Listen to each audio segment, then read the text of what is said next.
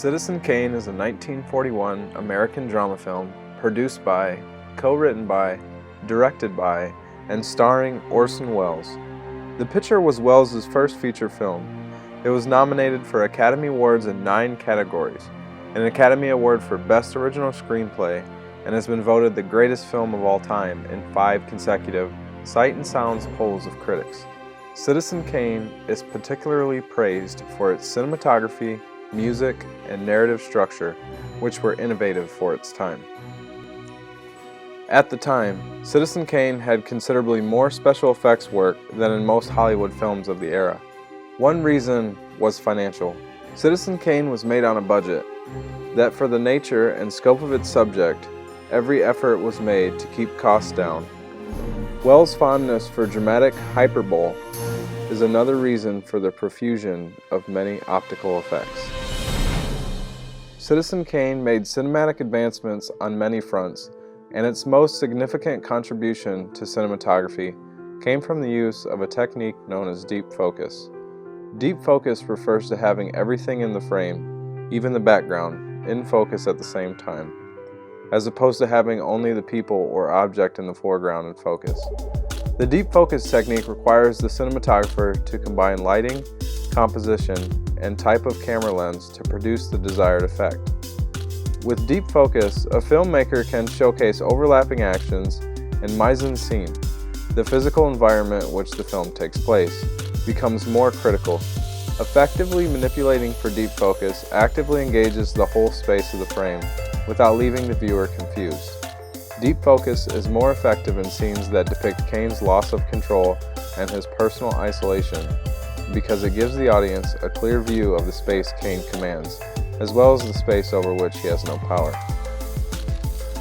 In this shot, director Orson Welles and cinematographer Greg Toland want to indicate that the object being debated over and signed away is the boy, or young Kane, himself.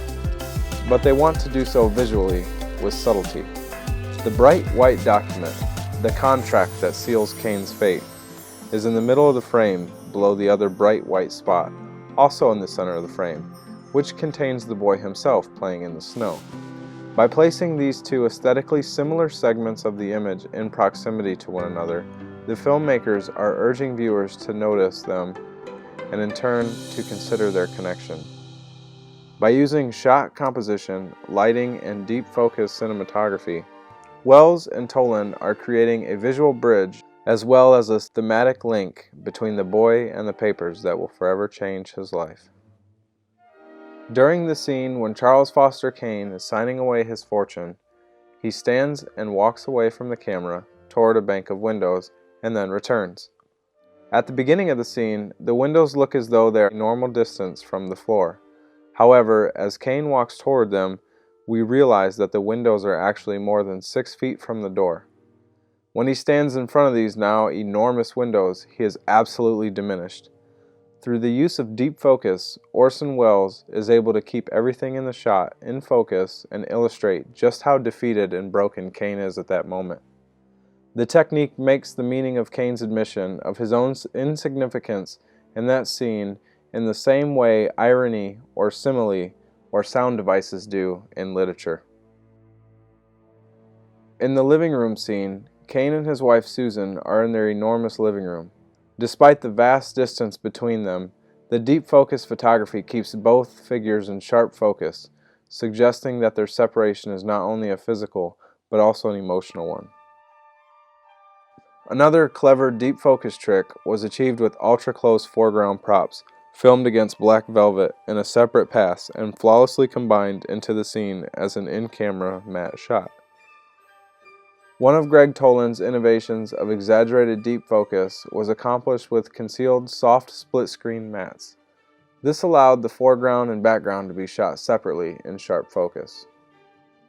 It is estimated that as much as 50% of the film required special effects work of one sort or another. In some reels, the percentage of optically printed work is as high as 80%. Welles used a variety of miniatures and matte paintings to bring the world around Charles Kane to life.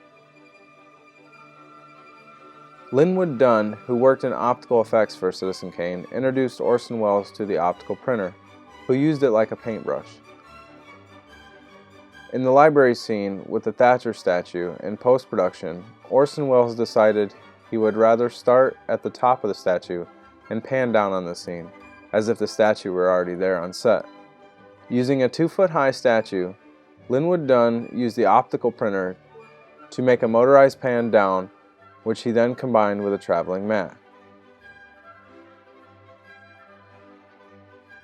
Here, in the El Rancho shot, the camera moves up the side of a miniature nightclub exterior and over the rooftop, through the neon sign, and then over the roof and down into the club with actors.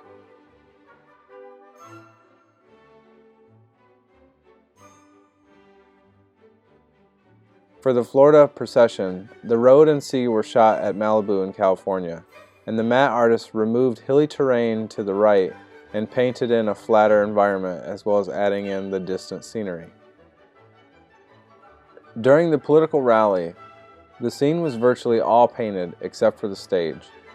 Note how the camera pushes in for added realism. In this scene, the setting in the distance is a rear projection plate by Harold Wellman. The midground is live action, and the close foreground of the parrot has been introduced through a traveling matte process, with the transparent bird's eye as a result of a flaw in the matting process. Here is arguably Citizen Kane's best matte shot, almost all paint, even the reflection on the polished floor, with the 2 actors being the only live component.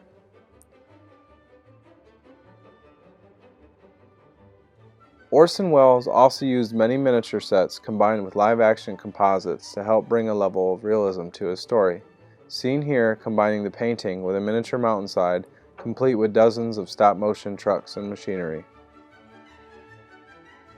Welles's use of deep focus wasn't the only tool applied in his groundbreaking masterpiece. Citizen Kane also features masterful staging and beautiful long shots, which at the time had never been done before. As seen in this long shot, which takes place during the Opera House, the camera slowly pans up to 2 men reacting to her singing. This was accomplished by using a split-screen pan from the stage to a miniature, off of the miniature, and finally up to the scene above. Some of the best cinematography is yet seen near the film's climax, where the image dissolves to a stained glass window in Xanadu, Kane's hideaway. We are trained to view such dissolves as nothing more than a way to go from one scene to another, to show that time is passing. But note the progression of the dissolves imagery, and how it bolsters and comments on the scene. How the scales of justice evolve from Susan's right eye, and how an eye evolves from her left.